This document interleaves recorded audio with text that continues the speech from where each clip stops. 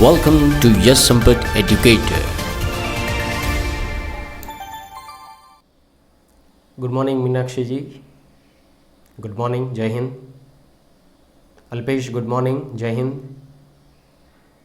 Rudra good morning, जय हिंद।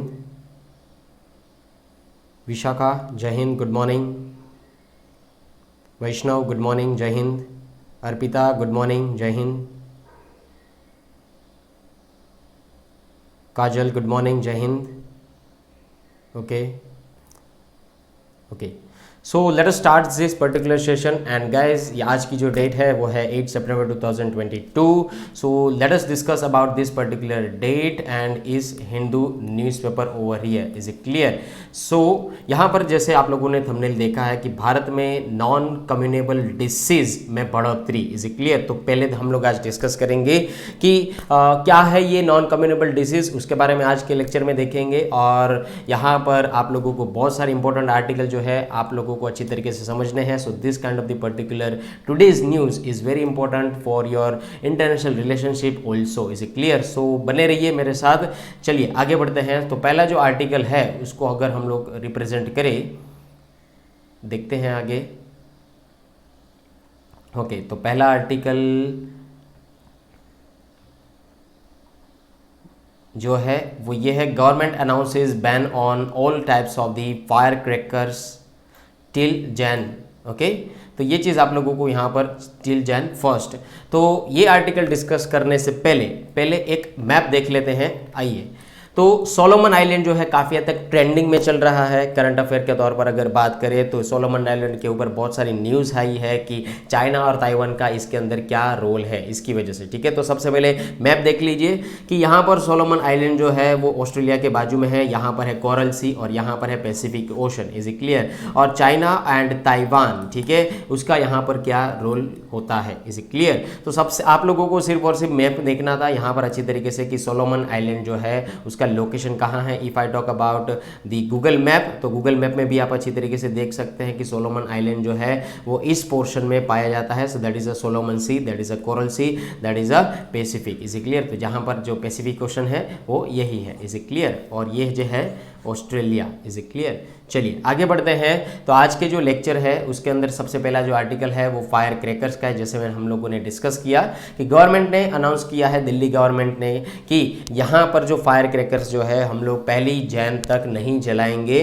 तो ये चीज़ आप लोगों को समझनी है। So Delhi government on Tuesday imposed a complete ban on the production, sale and use of all types of the fire crackers including the green crackers till Jan 1 2023, is it clear? तो जैसे मैंने आप लोगों को कहा था पहले भी, दिल्ली एमिशन पॉल्यूशन एमिशन के बारे में जब भी हम लोगों ने बात किया था, दिल्ली एयर कंट्रोल के बारे में हम लोग बात किया था, एयर पॉल्यूशन के बारे में जब भी बात किया था, तभी हम लोगों ने कहा था कि दिल्ली जो है भारत देश का एक ऐसी यूनियन टेरिटरी है जहां पर सबसे ज़्यादा पॉल्यूशन पाया जाता है, ठीक है? तो ये चीज़ आप लोगों को समझनी है। उसको रोकने के लिए यहाँ पर दिल्ली गवर्नमेंट ने एक इनिशिएटिव लिया है कि हम लोग जो भी फायर क्रैकर्स होंगे हम लोग उसको जलाएंगे नहीं, हम लोग उसको सेल नहीं करेंगे और हम परचेज भी नहीं करेंगे, ठीक है? Production, sale and use of all types of the fire crackers including the green crackers also, उसको बैन कर दिया है जून 1 2023 के दौरान। अभी जो आपके एग्जामिनेशन के हिसाब से अगर जो भी टॉपिक इंपॉर्टेंट है तो आप लोगों को याद रखना है, एयर पॉल्यूशन, उसके क्या हैजार्डियस है, एंड फायर क्रैकर्स जो है वो एक्चुअली है क्या, उसके अंदर कौन कौन से टॉक्सिक केमिकल्स हैं, ये आप लोगों को पूछा जा सकता है, इज इट क्लियर? तो चलिए बात करते हैं उसके बारे में।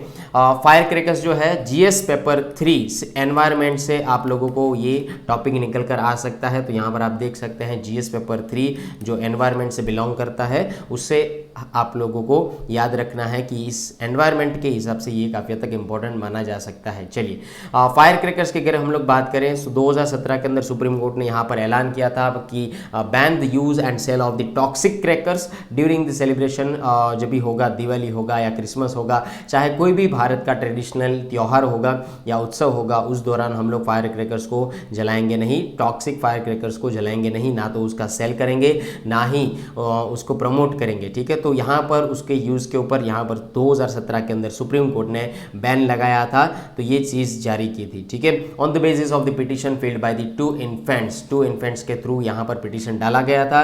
तो अगर मैं एयर पोल्यूशन की अगर मैं बात करूँ तो एयर पोल्यूशन होने के कई सारे फैक्टर्स है, जैसे कि फायर क्रैकर्स हो सकता है, दिल्ली का gas chamber, Delhi as a gas chamber के तौर पर सामने आता है। तो यहाँ पर एयर पोल्यूशन का कारण यहाँ पर ये दिखाया गया है, ठीक है। तो हम लोग जब भी ये चीज़ डिस्कस करते हैं तो हमें सिक्के की दोनों पहलू देखनी है। एक साइड पहलू तो हमारा एयर पोल्यूशन है, दूसरी साइड हमारी इकोनॉमी भी है। जो भी फायर क्रैकर्स बेचते हैं उसको एम्प्लॉयबिलिटी मिलती है, उसको रोजगार मिलता है। तो उन लोगों का क्या कहना है जो ये प्रोडक्ट को बेचते हैं, ये जो प्रोडक्ट को सेल करते हैं, उन लोगों का क्या कहना है, ठीक है। अभी यहाँ पर उन्होंने कहा है कि they pleaded for their right to life, ठीक है। तो जो बेच रहे हैं उन्होंने भी कहा है कि ये हमारे राइट टू लाइफ के हिसाब से हम लोग यही चीज़ कर रहे हैं। और जो यूज़ करते हैं उन्होंने भी कहा है कि राइट टू लाइफ, जीने का अधिकार, ठीक है, ज़िंदगी जीने का अधिकार। तो उसके तौर पर यहाँ पर कहा गया है। और यहाँ पर कोर्ट ने इस चीज़ कहने के बाद कोर्ट ने इस आर्ग्यूमेंट को डिसमिस कर दिया कि आपकी जो आर्ग्यूमेंट है वो बेवजह है। यहाँ पर हमें एयर पोल्यूशन के बारे में सोचना है, हम नहीं सोचेंगे तो कौन सोचेगा, ठीक है। So dismissed arguments that bursting the crackers was fundamental right and an essential practice during the religious festivals like the Diwali. तो यहाँ पर कोर्ट ने ऐसा आर्ग्यूमेंट के तौर पर आंसर दिया है कि अगर आप ऐसा कहते हैं कि that is considered as a right to life, ठीक है, जीने का अधिकार के अंदर अगर आप देखते हैं तो आपकी एक फंडामेंटल ड्यूटीज़ है, आप अपने एनवायरनमेंट को बचाएं, आप अपने एनिमल्स को बचाएं, आप अपनी एनिमल के तौर पर आप सिंपैथी रखें, एनवायरनमेंट के तौर पर सिंपैथी रखें। So that is a considered as a fundamental duty, ठीक है। अगर मैं फंडामेंटल राइट की बात करूं, so there are the 6 fundamental rights over here and if I talk about the fundamental duties, so there are the 11 fundamental duties over here, जिसके अंदर लिखा गया है कि एनिमल के तौर पर आपको सिंपैथी रखनी है एंड आपका जो टेम्परामेंट है वो साइंटिफिक टेम्परामेंट रखना है, रिलीजियस हार्मनी को मेंटेन रखना है, you have to respect our soldiers, you have to respect our monuments also. ऐसा बहुत सारा है, 11 तरीके की फंडामेंटल ड्यूटीज़ है। कमेंट सेक्शन में आप मुझे बता सकते हैं कि फंडामेंटल राइट जो है कॉन्स्टिट्यूशन के कौन से पार्ट में आता है एंड फंडामेंटल ड्यूटीज़ जो है कॉन्स्टिट्यूशन के कौन से पार्ट में आता है। दोनों की आर्टिकल रेंजेस भी मुझे कमेंट सेक्शन में बता सकते हैं। I am waiting for your reply over here, okay. If you talk about further regarding the right to freedom of religion, ठीक है। तो कई लोगों ने ऐसा कहा है कि यहाँ पर हम लोग अगर दिवाली मनाते हैं, यहाँ पर हम लोग क्रिसमस मनाते हैं, चाहे कोई भी त्यौहार मनाते हैं, तो उसमें हम लोग क्रैकर्स को जलाते ही जलाते हैं, ठीक है। तो यहाँ पर कोर्ट ने ऐसा कह दिया कि that is a right to freedom of religion as per the article number 25 is subject to the right to life, ठीक है। आप अपने कल्चर को फॉलो करो, आप अपने रिलीजन को फॉलो करो, आप अपनी आस्था के हिसाब से कोई भी रिलीजन को फॉलो करो, that is considered as a right to life as per article number 21, okay. तो ये चीज यहाँ पर कही गई है। If a particular religious practice is threatening the health and lives of people, such practice is not entitled to protection under act article 25। तो court ने उल्टा आर्ग्यूमेंट के सामने कहा है कि अगर आप ऐसा कहते हैं कि religious freedom, right to freedom of religion या कोई भी ऐसा राइट टू लाइफ कहते हैं और उस राइट के अंदर अगर किसी को हानि पहुंचती है, हेल्थ के हिसाब से पहुंचती है या लिविंग बींग्स को तकलीफ होती है, तो ये आर्टिकल नंबर 25 के अंडर ये इसको कंसिडर नहीं किया जाएगा, एंटाइटल नहीं किया जाएगा। तो ये चीज़ यहाँ पर आपको समझनी है कि कोर्ट ने उसकी जो आर्ग्यूमेंट है उसको डिसमिस कर दिया है, खारिज कर दिया है, ठीक है। अभी आगे बात करते हैं कि एनजीटी ऑर्डर एक्चुअली है तो है क्या। So national green tribunal, NGT order इसको कहा जाता है। So the NGT in its December 2020 order said that the green crackers जो है, ओके, विच use less polluting raw material. अगर यहाँ पर हमें एनवायरनमेंट को बचाना है तो हमें कोई चीज़ों के ऊपर कंट्रोल करना होगा। अगर हम कंट्रोल करेंगे तभी हम अपने एनवायरनमेंट को बचा पाएंगे, उसके हिसाब से सिंपैथी रख पाएंगे। Is it clear. पर यहाँ पर कोर्ट का और साथ ही साथ यहाँ पर एनजीटी ऑर्डर का ये कहना था पहले 2020 के दौरान कि हाँ आप लोग क्रैकर्स जला सकते हैं जो लेस्ट रॉ मटेरियल जो है, लेस पॉल्यूटिंग रॉ मटेरियल जो है उसके तौर पर वो आते हैं अगर मार्केट में, तो आप उसको यूज़ कर सकते हैं, जिसको हम लोग कहते हैं ग्रीन क्रैकर्स, ठीक है। पर बाद में यहाँ पर परमिशन दिया गया था for the Christmas new year के तौर पर in areas where the ambient air quality was in moderate और बिलो द कैटेगरीज। जहाँ पर एक त्यौहार मनाना था क्रिसमस, उसके दौरान यहाँ पर परमिशन दिया गया था। पर कहने का मतलब यहाँ यही है कि रॉ मटेरियल जो है वो काफ़ी तो टॉक्सिक तो है, भले लेस क्वालिटीज़ के अंदर या लेस पॉल्यूटेटिंग एलिमेंट के अंदर, पर वो जो है टॉक्सिक तो रॉ मटेरियल है ही है, ठीक है। ये 2020 में उसको परमिट किया गया था, अलाउ किया गया था, पर अभी यहाँ पर मना कर दिया है दिल्ली गवर्नमेंट ने, ओके। अभी अगर मैं क्रैकर के बारे में बात करूँ कि उसकी हार्मफुल इफेक्ट्स जो है वो है तो है क्या, ठीक है। तो उसके अंदर मैं कहना चाहूँगा कि उसके अंदर heavy metals and toxic chemicals का यूज़ होता है, जैसे कि कैडमियम है, पीबी लेड, ठीक है, पीबी लेड है, क्रोमियम है, एल्यूमिनियम है, ठीक है, मैग्नीशियम है, नाइट्रेट है, कार्बन मोनोऑक्साइड है, कॉपर है, पोटेशियम है, ठीक है, सोडियम है, जिंक ऑक्साइड है, ठीक है, हाँ, जिंक ऑक्साइड है, मैंगनीज और डाइऑक्साइड है। तो ये सारे के सारे एलिमेंट्स जो है दोस्तों काफ़ी हद तक टॉक्सिक के तौर पर सामने आते हैं, टॉक्सिक मेटल्स या केमिकल्स के तौर पर सामने आते हैं, जो आपकी हेल्थ को डिस्टर्ब कर सकते हैं, एज वेल एज आपकी न्यूरॉन्स को भी डिस्टर्ब कर सकते हैं, आपके लंग्स की सिस्टम को भी डिस्टर्ब कर सकते हैं, ठीक है। आगे बात करते हैं यहाँ पर इस आर्टिकल के दौरान जो इंटरनेशनल रिलेशन से काफ़ी हद तक इम्पोर्टेंट माना जा सकता है, ठीक है। तो यहाँ पर दिल्ली गवर्नमेंट ने ये चीज़ कही थी, आई होप आप लोग अच्छी तरीके से समझ गए होंगे। That is the article regarding the Delhi government that they has a restriction imposed every year during the Hindu festival also and the ban on this particular fire crackers over year till two the 1 जन, okay. तो यहाँ पर BJP ने भी यही कहा था कि restriction imposed every year during the Hindu festivals, ये ऐसा बीजेपी ने कहा था, तो ये आपके हिंदू न्यूज़पेपर में आया है, ठीक है। अभी हम लोग बात करेंगे आपके इंटरनेशनल रिलेशनशिप का जो एक आर्टिकल आया है, जो कल के न्यूज़पेपर में भी आया था, जैसे हम लोगों ने इंडिया और बांग्लादेश के बारे में डिस्कशन किया था, आज भी थोड़ा बहुत आज आया है, ठीक है। चलिए डिस्कस कर लेते हैं, okay. Yes, you have to make the notes from this kind of the particular video also, okay, yes. So दोस्तों, जो एडिटोरियल सेक्शन है वहां पर आ जाइए, पेज नंबर 6 के ऊपर आ जाइए सारे लोग, ओके। हाँ Joshi, page number 6 editorial section, yes, have you find it this particular article that is a spirit of the 1971, find it or not?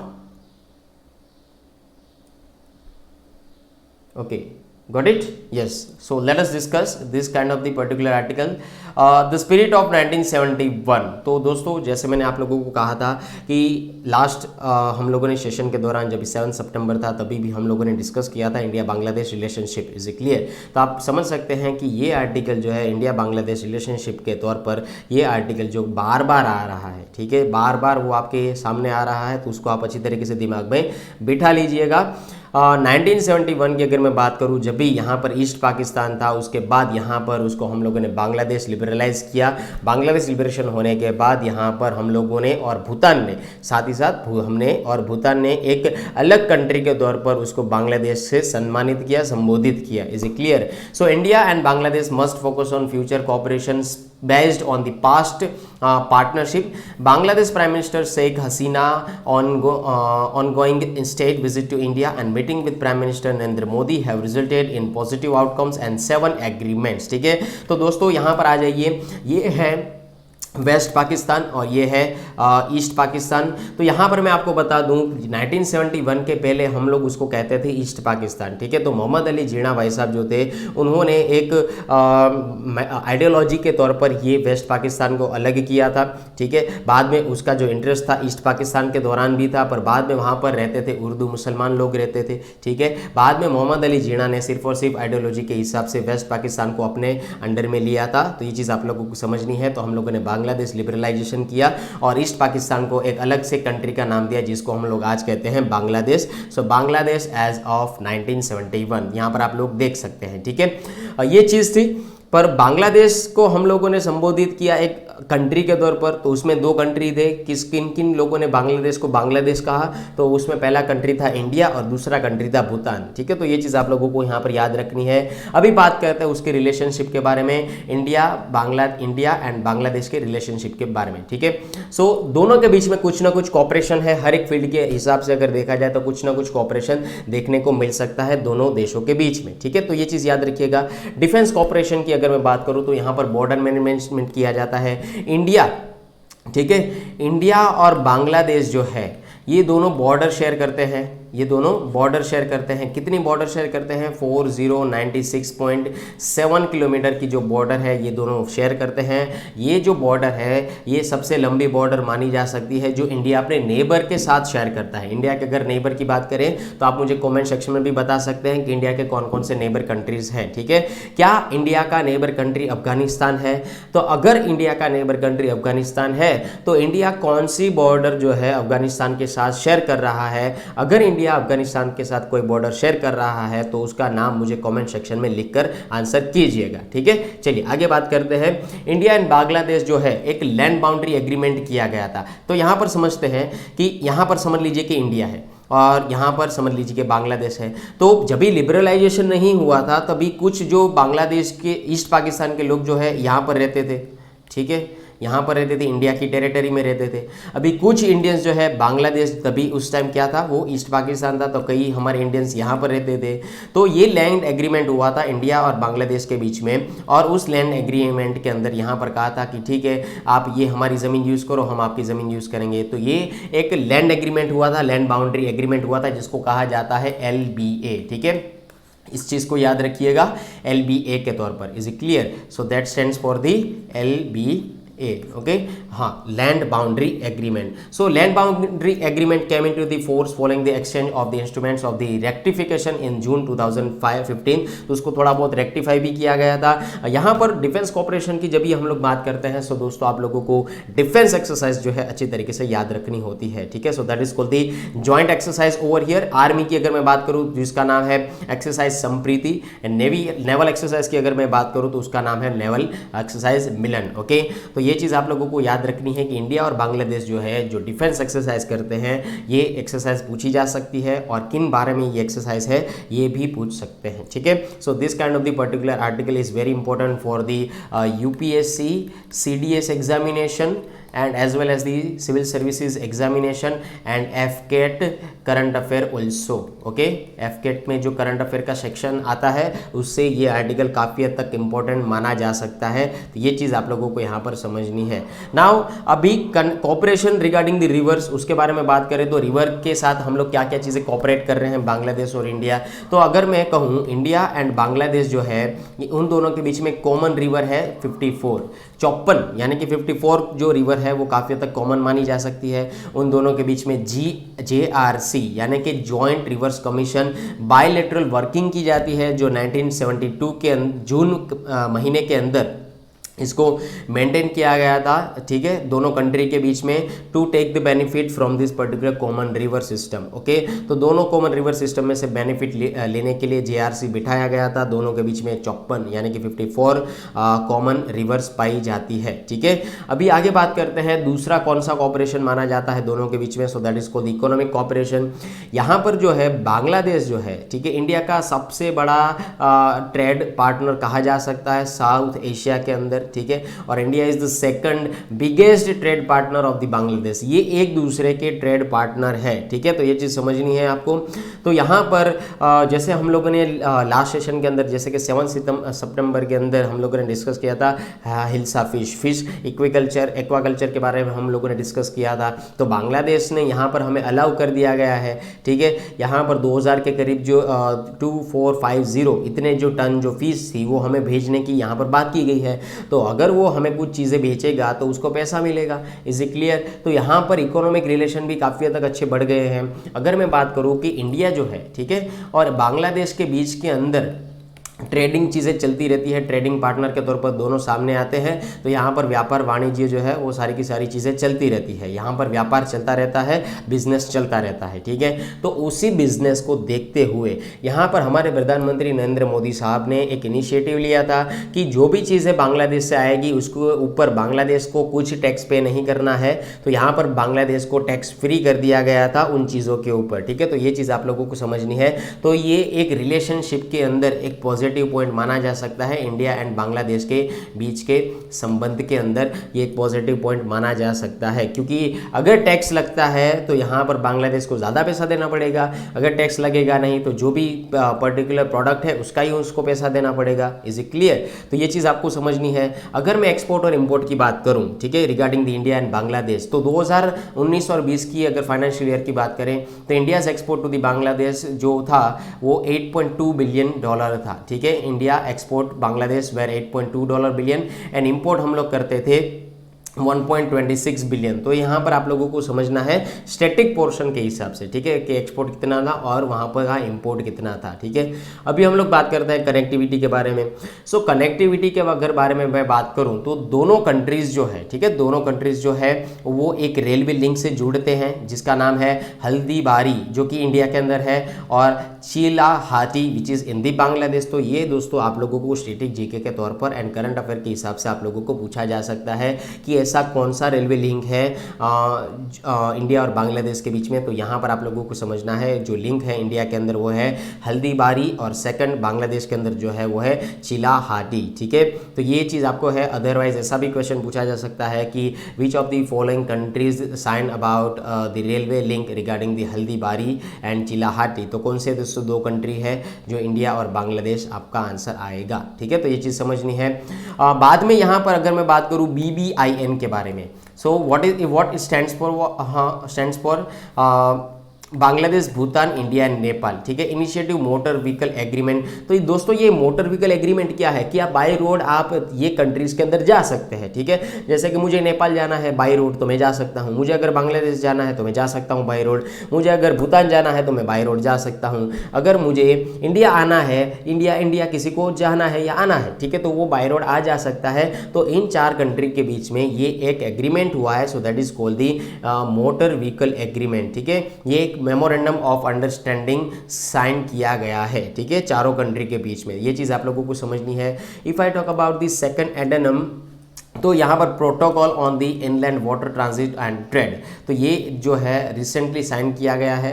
Kolkata, Dhaka, Agartala bus service भी स्टार्ट की गई थी 2015 के दौरान। So this reduce the distance between the Kolkata and Agartala का distance वो काफ़ी हद तक कम कर देता है, almost 1650 kilometre to just 500 kilometre, ठीक है। तो ये चीज़ आप लोगों को यहाँ पर स्टैटिक जीके के तौर पर समझनी है regarding the India and the Bangladesh. Now let us discuss about the कि एडवांसमेंट क्या हुआ है, ठीक है। इंडिया और बांग्लादेश के रिलेशन के अंदर ऐसे कौन कौन से एग्रीमेंट्स हुए हैं, तो 7 तरीके के एग्रीमेंट्स हुए हैं जहां पर उन्होंने रेलवे के बारे में बात किया है, जहां पर उन्होंने कम्युनिकेशन के बारे में बात किया है, जहां पर उन्होंने डिफेंस सेक्टर के बारे में बात किया है, जहां पर उन्होंने लॉजिस्टिक के बारे में बात किया है, तो यहाँ पर टूरिज्म सेक्टर के बारे में बात किया है। तो ये दोनों कंट्री इन सभी सेक्टर में कॉपरेट करेंगे, साथ मिलकर काम करेंगे। Is it clear? यहाँ पर हम लोगों ने एक आप लोगों को प्रीवियस सेशन के अंदर एक मैप दिखाया था, दैट इज बंदरगाह, that is about the port, okay, Chattogram and Mongla port in the Bangladesh for movement goods to and from India, particularly from the northern eastern area, ठीक है।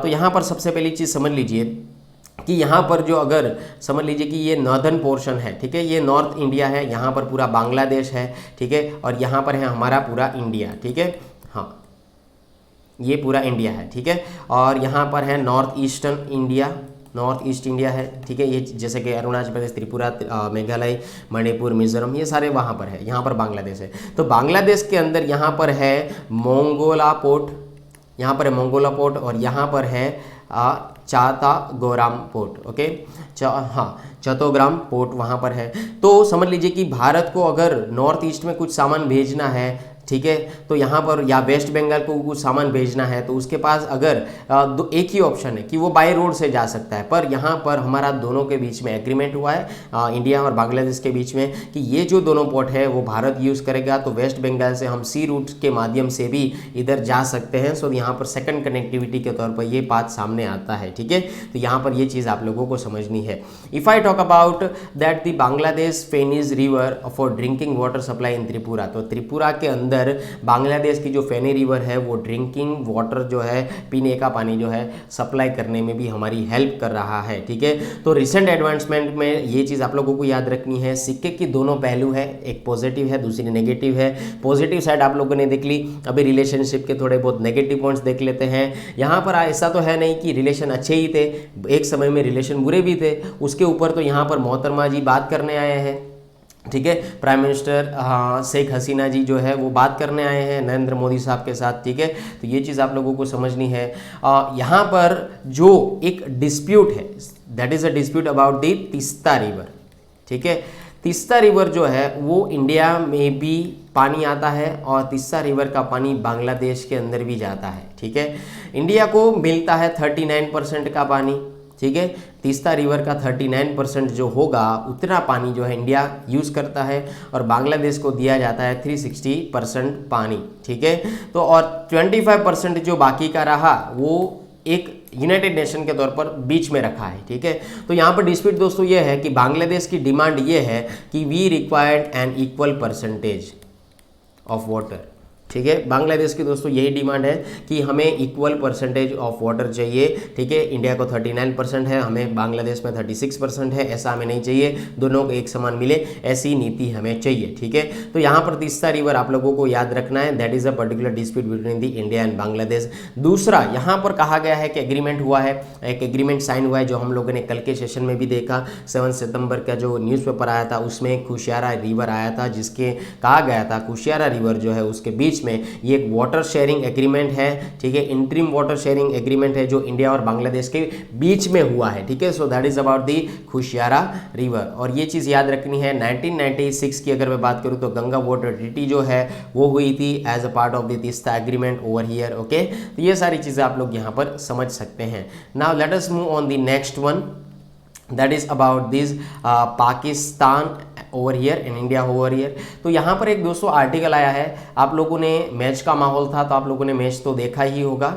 ठीक है, तो उस मैच के रिगार्डिंग ही एक आर्टिकल आया है जो काफ़ी हद तक सेंसिटिव भी माना जा सकता है, हमारी इंटरनल सिक्योरिटी को भी डैमेज कर सकता है, रिलीजियस हार्मनी को भी वो शायद डैमेज कर सकता है। ठीक है, इसके लिए यहाँ पर ये आर्टिकल आया है, देख लीजिए, कंटेंट मॉडरेशन ऑन विकीपीडिया। तो दोस्तों सबसे पहले आपको मैं बता दूँ, विकीपीडिया सभी लोगों ने यूज़ किया होगा, विकीपीडिया हम लोग सारे लोग इन्फॉर्मेशन कलेक्ट करने के लिए यूज़ करते ही है, पर विकीपीडिया के अंदर हम लोग इन्फॉर्मेशन जो है वो एडिट भी कर सकते हैं। ठीक है, पर कुछ हद तक ही एडिट कर सकते हैं, उससे ज़्यादा हम लोग उसके अंदर एडिट नहीं कर सकते हैं, उसके ऊपर एक बॉडी भी उठाई जाती है। पर फिलहाल ये स्टोरी इसके अंदर क्या है ये चीज़ समझते हैं कि यहाँ पर देखिए, on Tuesday India summoned officials of the Wikipedia in response to cricketer Arshdeep Singh Wikipedia page being edited with the misleading information that stated he was a Khalistan. ठीक है, तो यहाँ पर आप लोगों ने इस मैच को देखा होगा जहाँ पर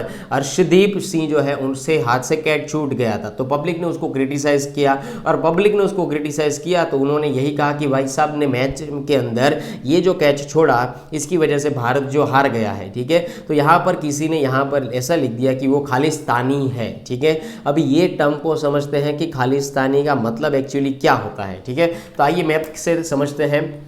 ये है हमारा प्यारा सा भारत और ये है हमारा पड़ोसी मुल्क पाकिस्तान। जैसे हमारे कंट्री के अंदर भी पंजाब है दोस्तों, यहाँ पर आप देख सकते हैं ये है पंजाब। ठीक है, वैसे पाकिस्तान के अंदर भी पंजाब है। ठीक है, और यहाँ पर खालिस्तान का जो कंसेप्ट है वो क्या है कि पंजाब का जो रीजन है, यहाँ से देख लीजिए मैं जो चीज़ ड्रॉ करता हूँ। ठीक है, ओके, ये जो पूरा का पूरा रीजन जो है वो पंजाब का रीजन है विच is in the Pakistan. Okay, अभी हम लोग आते हैं इंडिया के अंदर, पाकिस्तान में घुस गए, इंडिया के अंदर जो पंजाब है उसके अंदर आ गए।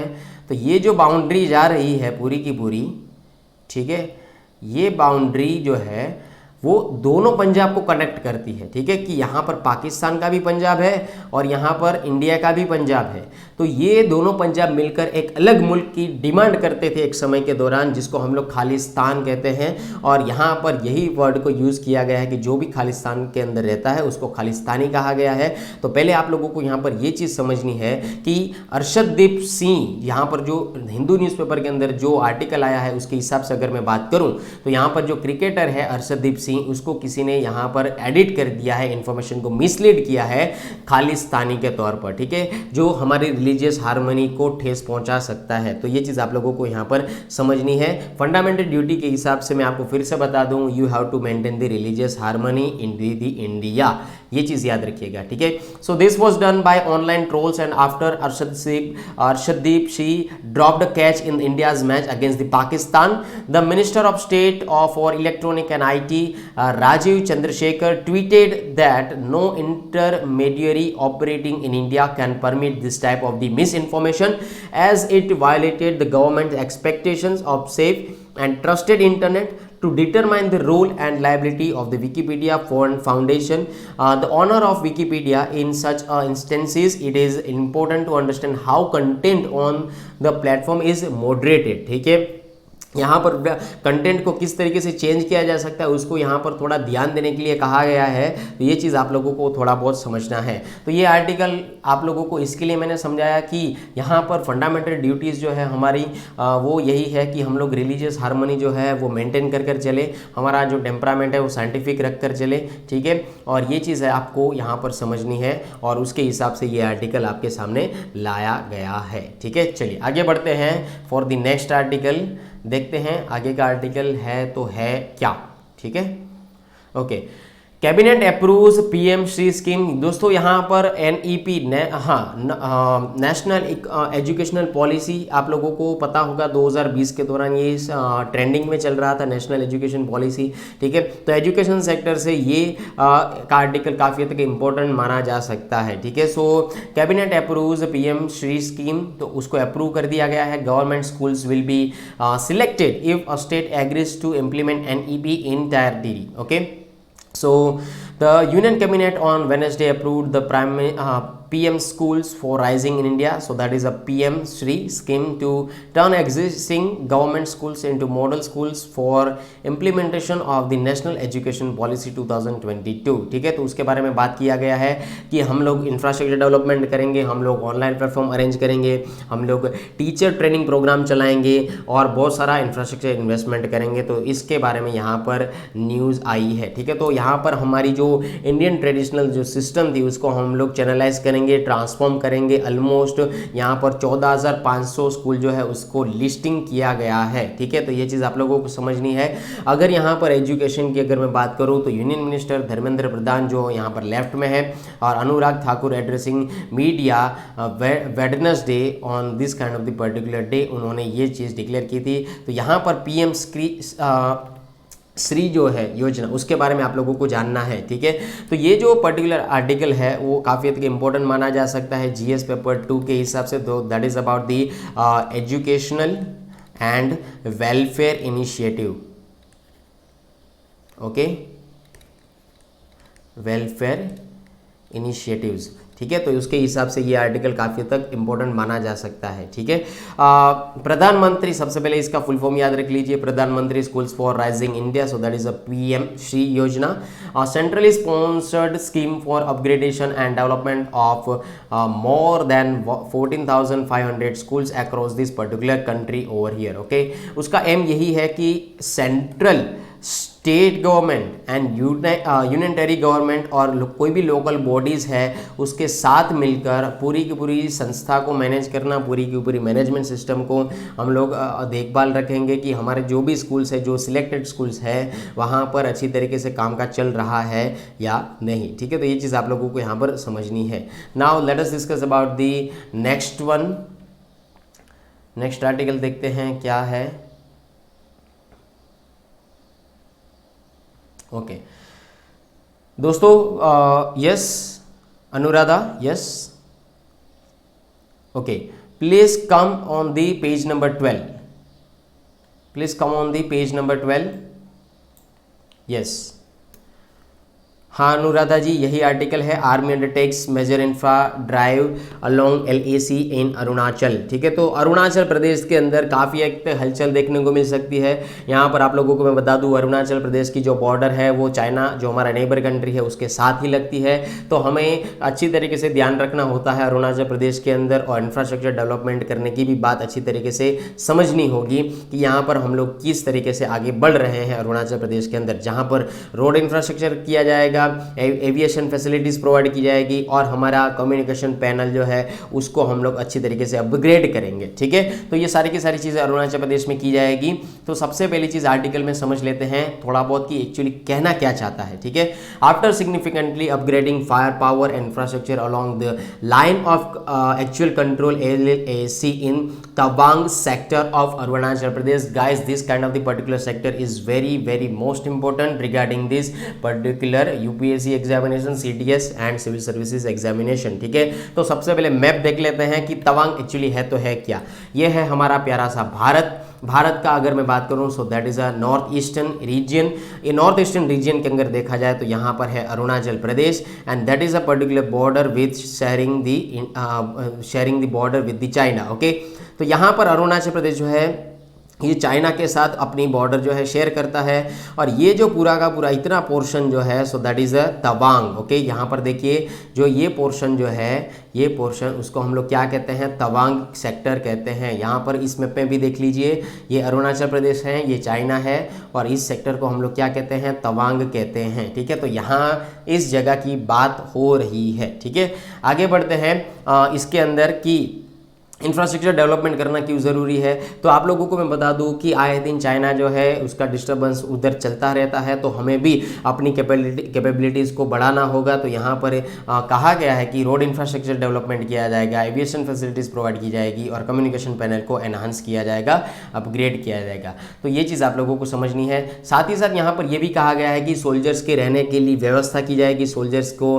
फैसिलिटीज़ प्रोवाइड की जाएगी, और यहाँ पर अच्छी तरीके से हम लोग मुआयना कर सके, यहाँ पर ऑब्जर्वेशन रख सके, उसके लिए भी यहाँ पर आर्मी को ट्रैकर्स दिए जाएंगे, और यहाँ पर पूरा का पूरा लाइन ऑफ एक्चुअल कंट्रोल को हम लोग प्रोटेक्ट कर पाएँ, उस तरीके से हम लोग मैनेजमेंट कर सकेंगे। ठीक है, तो ये उसके रिगार्डिंग आर्टिकल था। तो आप लोगों को सिर्फ और सिर्फ मैप में से समझना था ऐसा कौन सा सेक्टर है जो काफ़ी हद तक डिस्टर्ब में चल रहा है, वो है तवांग सेक्टर। ओके, तो यहाँ पर आप लोगों ने मैप में अभी ही देखा कि तवांग कहाँ पर है।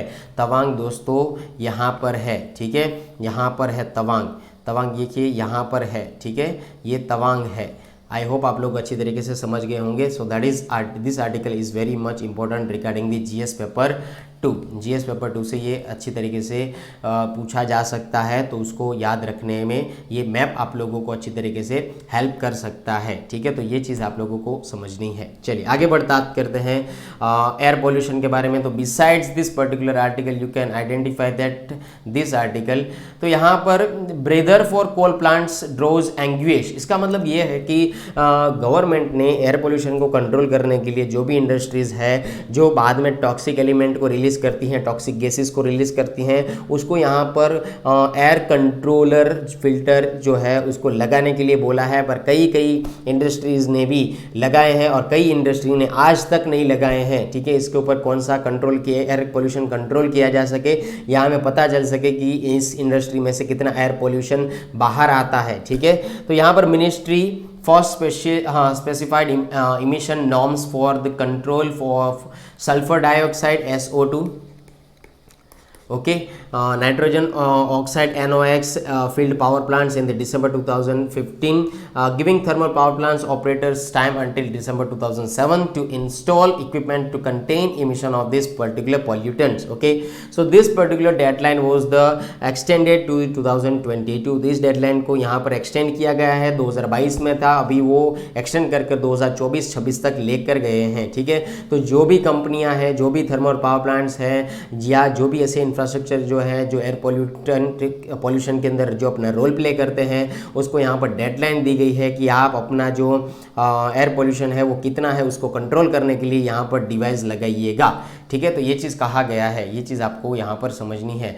अगर मैं साइड में आर्टिकल जो है उसकी अगर मैं बात करूँ तो यहाँ पर देखिए, Nivit Yadav of the centre for science and environment CSE said our annually says shows that till date only 4% of India's coal power capacity has installed equipment to control sulfur dioxide। Sulphur dioxide जो emission है उसको control करने के लिए सिर्फ और सिर्फ 4% India के इंडस्ट्री ने यहाँ पर उसको लगाया है। Another 41 has identified the vendors for equipment के लिए वेंडर ढूंढ रहे हैं 41% के लोग, और बाकी के जो है 55% उसकी कैपेसिटी कुछ है नहीं कि वो ऐसे नॉर्म्स को फॉलो कर पाए। ठीक है, तो ये चीज़ आप लोगों को यहाँ पर समझनी है। ठीक है, अभी यहाँ पर एयर पोल्यूशन की मैं बात करूँ तो एयर पोल्यूशन में हम लोगों ने जब दिल्ली का एयर पोल्यूशन पढ़ा था तभी PM के बारे में भी की बात किया था, PM 2.5 के बारे में। तो ये जो एक है ट्रेडिशनल जो है जो सल्फेट के तौर पर सामने आता है। ठीक है, अभी बात करते हैं यहाँ पर air pollution alone contributes to the 66.7 lakh deaths which updates previously analysis from 2015। तो 2015 की अगर मैं बात करूँ तो वहाँ पर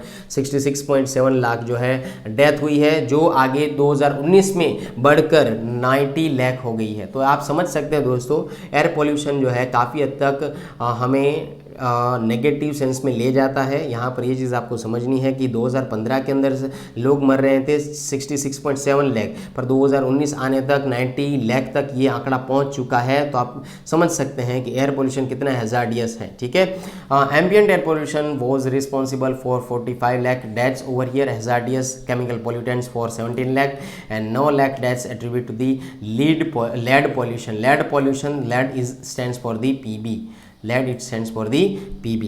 ठीक है, चलिए आगे बात करते हैं। अभी जो आप लोगों ने थंबनेल देखा था उसके ऊपर आ जाते हैं, नॉन कम्युनिकेबल डिसीज वो एक्चुअली है तो है क्या। चलिए पहले आर्टिकल को देख लेते हैं। उससे पहले एक आर्टिकल दोस्तों यहाँ पर ये आया है कि Ukraine returns can finish medical courses elsewhere. तो दोस्तों यहाँ पर जैसे रशिया यूक्रेन वॉर चल रहा था तो हमारे जो भी मेडिकल स्टूडेंट जो थे यूक्रेन में पढ़ाई कर रहे थे वो सभी मेडिकल स्टूडेंट्स वापस आ चुके। ऑलमोस्ट 20,000 स्टूडेंट्स आए हैं। आप समझ सकते हैं क्या, ऑलमोस्ट 20,000 स्टूडेंट्स यूक्रेन से वापस आए, मेडिकल स्टूडेंट्स ही हैं। तो यहाँ पर आप होर्डिंग देखिए, ये मोहतरमा किस होर्डिंग को लेकर बैठे हैं। ठीक है, देखिए तो इन मोहतरमा के पास है we passed NET but did not get seat. ठीक है, तो यहाँ पर कहने का मतलब ये है, स्टूडेंट की डिमांड है कि उसका एजुकेशन खराब हो रहा है, रशिया यूक्रेन वॉर में टाइम चला गया, अभी वो लोग यूक्रेन से वापस आ गए हैं तो वो नीट की एग्जामिनेशन पास करने के बावजूद भी उसको यहाँ पर सीट नहीं मिल रही है। ठीक है, तो समझ सकते हैं कि 20,000 लोग वापस आए हैं वहाँ पर, तो 20,000 जो है स्टूडेंट्स को सीट हमें प्रोवाइड करेंगे तो सिर्फ और सिर्फ गवर्नमेंट सेक्टर के अंदर तो प्रोवाइड नहीं कर पाएंगे ना। गवर्नमेंट कॉलेज में, गवर्नमेंट मेडिकल कॉलेज के अंदर इतनी सीट्स है ही नहीं कि हम लोग उधर उसको बिठाए। तो दूसरा ऑप्शन क्या है, private medical colleges. Private medical colleges में हर पर्सन नहीं जा सकता because of this particular fee. Her students की या हर पेरेंट्स की फाइनेंशियल सिचुएशन डिफरेंट होती है, तो उन फाइनेंशियल सिचुएशन के तौर पर यहाँ पर हर बंदा जो है या हर स्टूडेंट्स जो है कैपेबल नहीं हो सकता है। ठीक है, तो ये चीज़ आप लोगों को यहाँ पर समझनी है। तो ये डिस्प्यूट चल रहा है। So students has staged a protest in Chennai demanding admission to local colleges. तो वहाँ पर लोकल कॉलेजेस में अभी डिमांड स्टार्ट की गई है। ठीक है, तो अभी देखते हैं आगे जाकर ये आर्टिकल काफ़ी हद तक ट्रेंडिंग में चल सकता है और आ भी सकता है। ठीक है, तो ये चीज़ आपको समझनी है। Now let us discuss about the next article. So that is below this particular article who to stress prevention of non communicable disease. ठीक है, तो यहाँ पर वर्ल्ड हेल्थ ऑर्गेनाइजेशन ने नॉन कम्युनिकेबल डिसीज को प्रिवेंट करने के लिए बात किया है।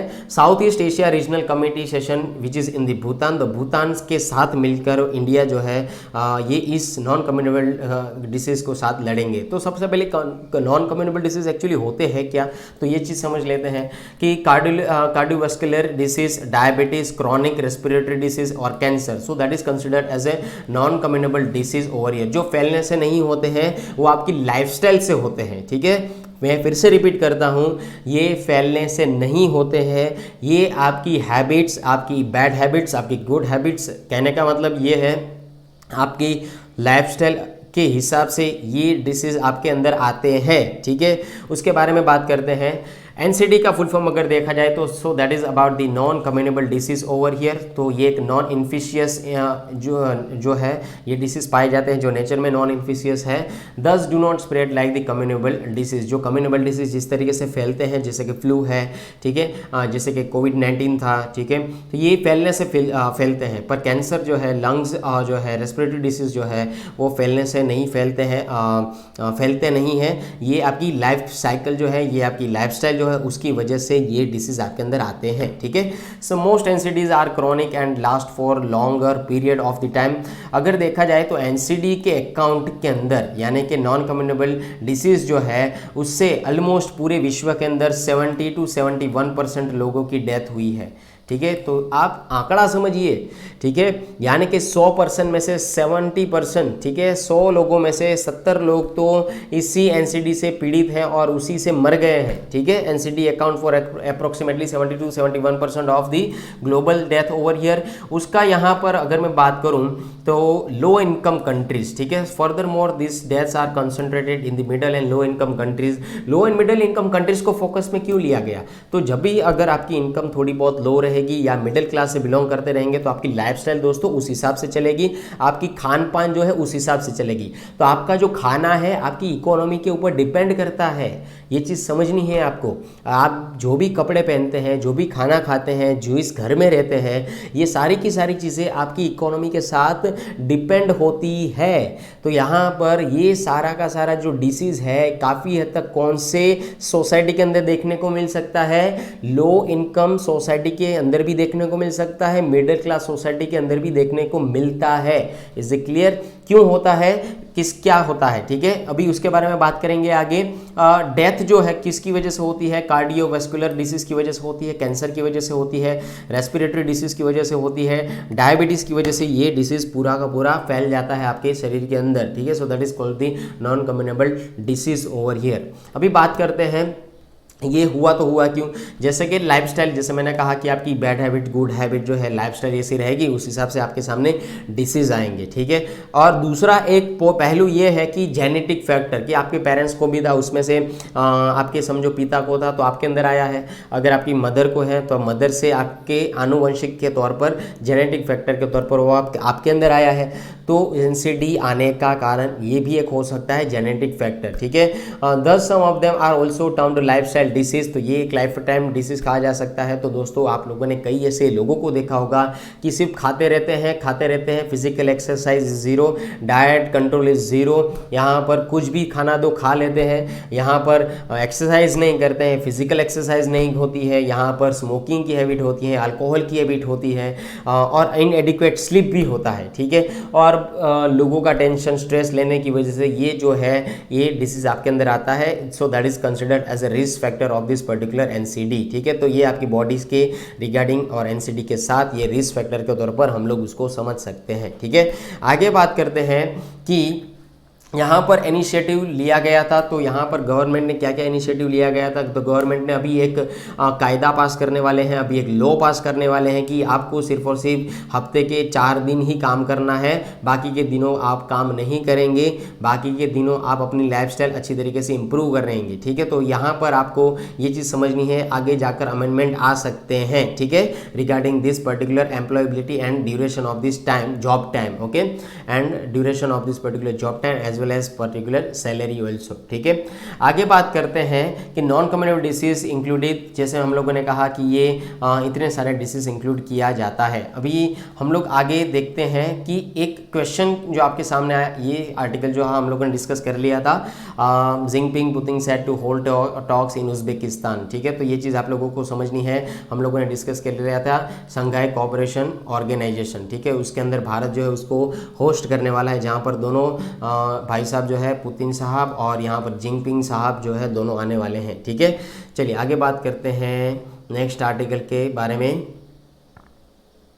ओके, सो आर्टिकल खत्म हो चुके हैं, अभी बात करते हैं एक मेंस के क्वेश्चन के बारे में। That is the most important question regarding the green revolution, regarding the agriculture sector, regarding this agriculture economy, so they contribute the GDP in the primary sector, okay. तो चलिए क्वेश्चन पढ़ते हैं। Trace India's transformation from food deficit to food surplus nation. Highlight the challenge is confronting agriculture growth. Complete in 250 word. Okay. तो दोस्तों एक समय ऐसा था कि हमारे पास खाने तक के भी पैसे नहीं थे। हम लोग जो थे, ठीक है, इंडिया जो था वो दूसरों से खाना उधार लेता था। So that is called the food deficit. हमारे पास खाना नहीं था, हमारे पास फूड नहीं था, तो इस चीज़ को बोला जाता है फूड डेफिसिट। अभी आज के दौरान यहाँ जब भी हम लोग 1947 में आज़ाद हुए थे, तभी उसके बाद हम कौन सी सिचुएशन में थे, हम फूड डेफिसिट के सिचुएशन में थे। पर धीरे धीरे हम लोगों ने काम किया, धीरे धीरे हम लोगों ने अपने आप को एनहांस किया, इम्प्रूव किया, इकोनॉमी सुधरी हमारी, हम लोगों ने जीडीपी फैक्टर्स को बढ़ाया। उसके बाद यहाँ पर हमारा जो नेशन था वो फूड सरप्लस में आया, यानी कि दूसरों को अनाज बांट सकता है। ठीक है, जैसे कि हम लोगों ने अफगानिस्तान के अंदर अभी ही इस साल ही हम लोगों ने 50,000 मेट्रिक टन गेहूं वर्ल्ड फूड प्रोग्राम के तहत भेजा था। वर्ल्ड फूड प्रोग्राम के तहत हम लोगों ने अफगानिस्तान के अंदर क्या भेजा था, गेहूं भेजा था। कितना टन? 50,000 metric ton. ठीक है, तो ये चीज़ समझनी है।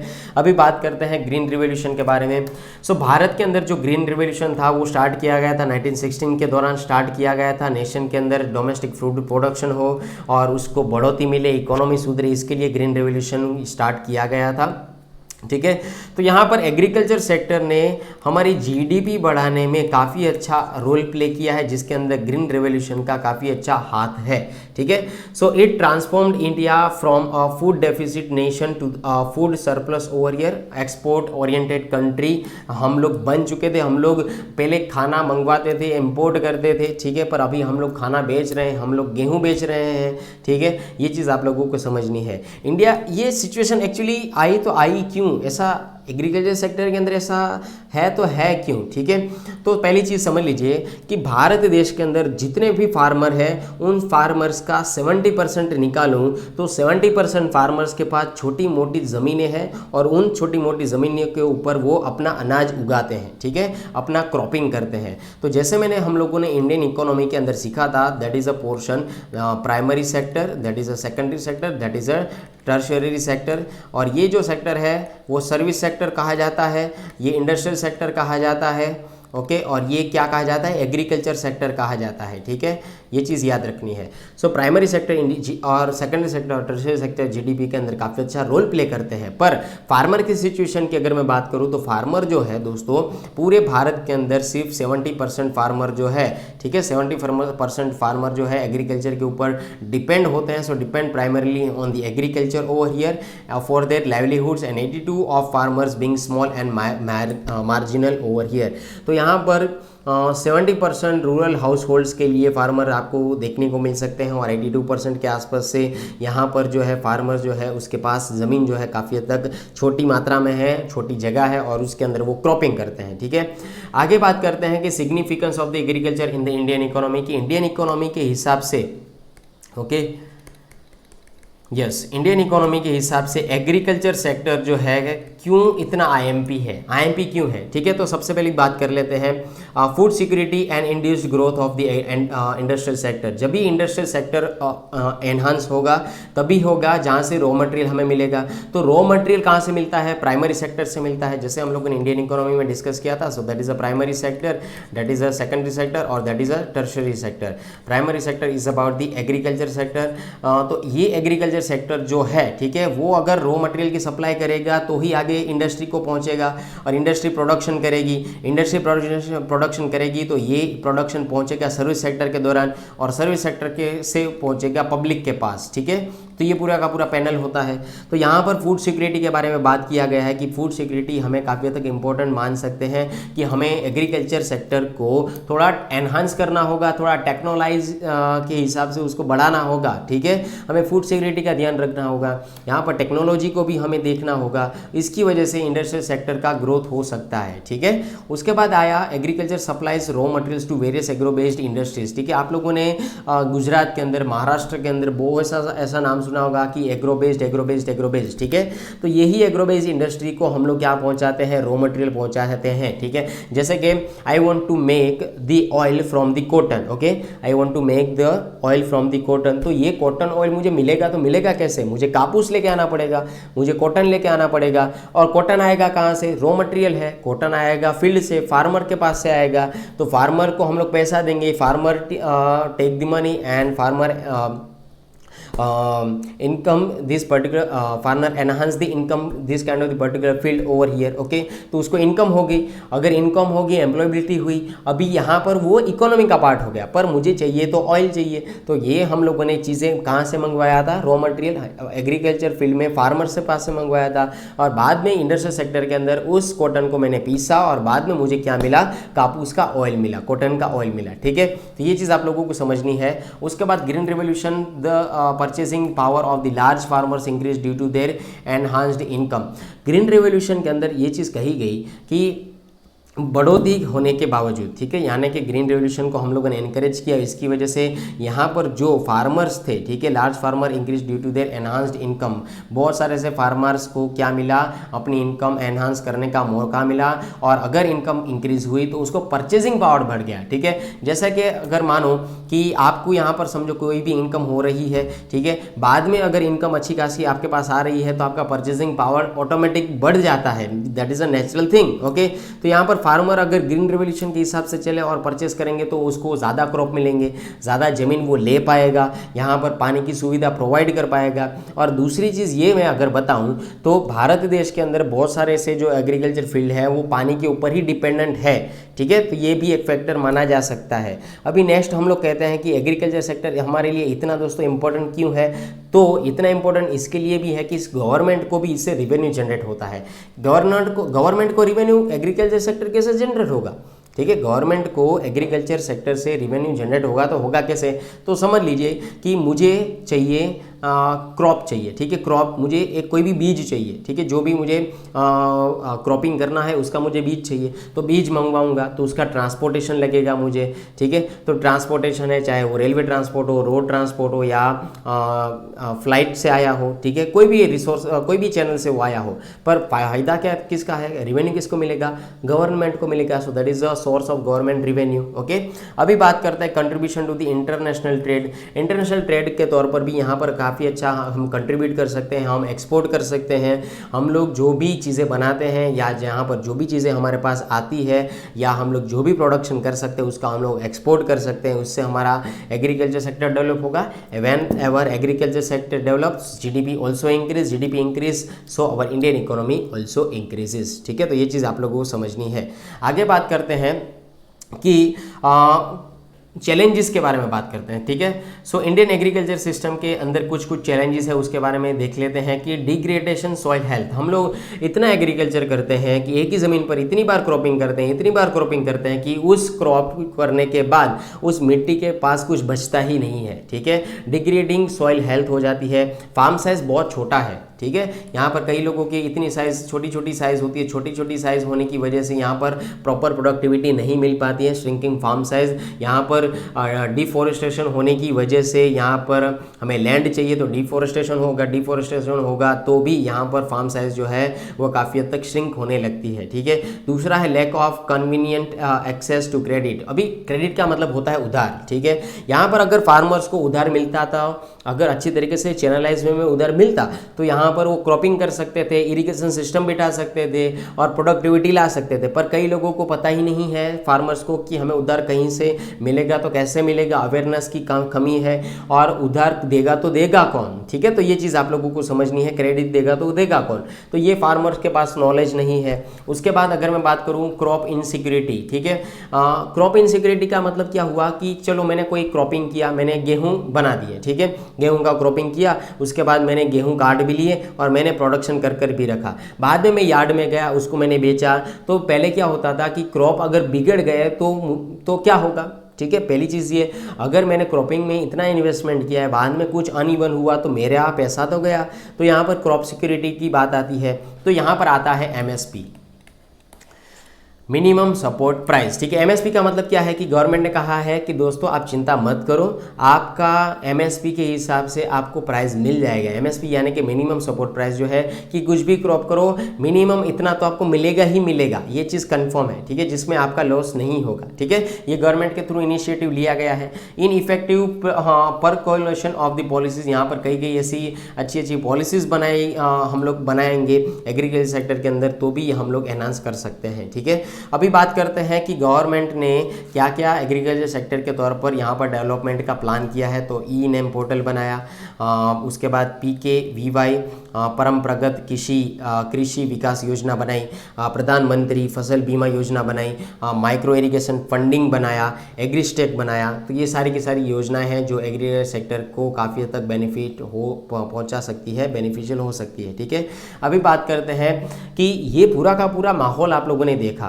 कि एग्रीकल्चर सेक्टर का यही माहौल है कि फार्म साइज छोटी है, और कई कई जगह दोस्तों क्या होता है कि फार्मर जो है, ठीक है, उसके पास समझो बड़ी ज़मीन है तो वो दूसरे फार्मर को अपने खेत मजूर के तौर पर रख लेते हैं कि खेत उसका, ठीक है, खेत उसका, काम ये लोग करेंगे और बाद में जो भी पॉलिसी का बेनिफिट होगा वो बड़े फार्मर्स को मिलता है। ठीक है, पर अल्टीमेटली काम किसने किया है? उन छोटे लोगों ने किया है, उन छोटे फार्मर के लोगों ने किया है। ठीक है, जिसको डायरेक्ट बेनिफिट नहीं मिलता है गवर्नमेंट के पास से, तो ये एक एक्सप्लॉयटेशन की सिचुएशन बन सकती है। ठीक है, यहाँ पर सॉल्यूशन अगर मैं बात करूँ सिचुएशन का, तो यहाँ पर आप लोगों को समझना है कि blending traditional and frontier technologies, जैसे कि पानी चाहिए क्रॉपिंग करने के लिए, पानी तो चाहिए, तो बारिश के ऊपर डिपेंड नहीं हो सकते हम लोग। तो हम लोग पहले क्या करते थे, ट्रेडिशनल सिस्टम के हिसाब से हम लोग खड्डा बनाते थे, उसमें हम लोग जो भी बारिश का पानी आता था उसको स्टोर करते थे, ग्राउंड वाटर को स्टोर करते थे, और बाद में उसका यूज़ हम लोग एग्रीकल्चर सेक्टर के अंदर करते थे। ठीक है, तो हमें ये चीज़ करनी है। और दूसरा टेक्नोलॉजी को एनहांस करना है, जैसे कि हम लोग ड्रोन टेक्नोलॉजी लेके आए। ठीक है, तो यहाँ पर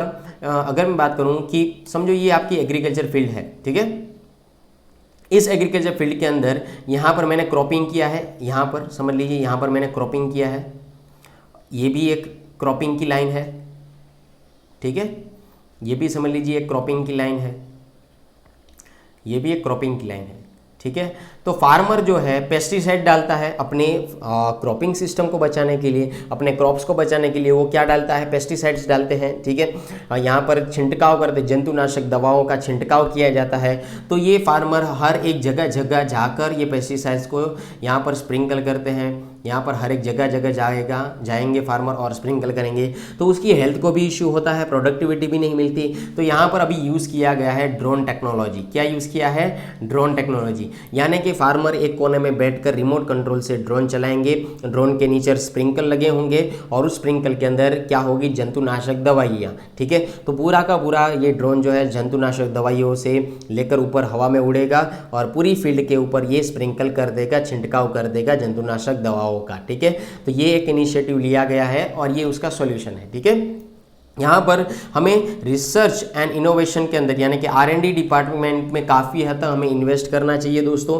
अगर हम लोग R&D के अंदर इन्वेस्ट करते हैं तो हम आज नहीं तो कल उसमें अच्छी तरीके से कामकाज कर सकते हैं। हमें कई चीज़ों की जो नॉलेज नहीं है हम वो पता कर सकते हैं। ठीक है, टुवर्ड्स द बायोसिक्योरिटी यानी कि समझ लो कि आप लोगों ने कई ऐसे पत्ते देखे होंगे, कई ऐसे क्रॉप देखे होंगे जिसके अंदर छोटे छोटे दाने दिखते होंगे। अगर हम लोग देसी भाषा में कहें तो कीटनाशकों इंसेक्ट्स ने यहाँ पर उसको कुतर दिया होता है, उसको डैमेज किया होता है क्रॉप्स को।